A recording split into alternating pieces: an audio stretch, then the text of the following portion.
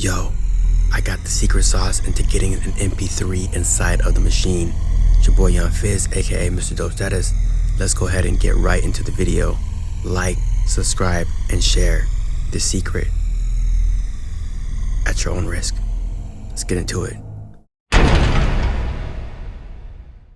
Alright, so I want to talk about the two different methods that you can use to get an MP3 inside of Maschine.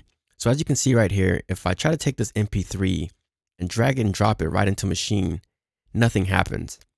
So the first method is to use a software or a VST called Throttle sample.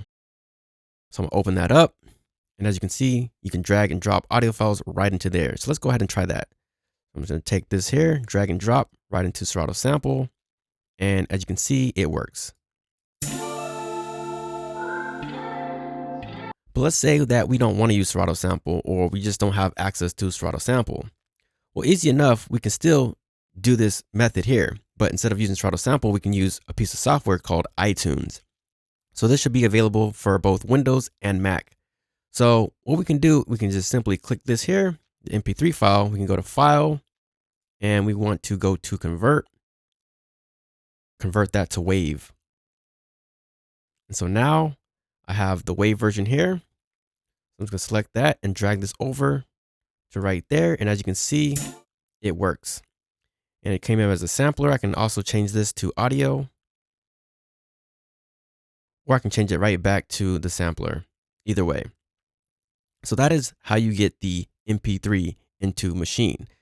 So let's just say, for example, that you are trying to convert and you go up here and it says convert, but you don't have the WAV. Well, let's go ahead and open our preferences so we can fix that. So just hit Command comma to open your shortcuts. Then we're going to go to import settings, change import using, and then you have your different encoders here. So you have AAC, AIFF, Apple lossless, MP3, and then the one that we want is WAV.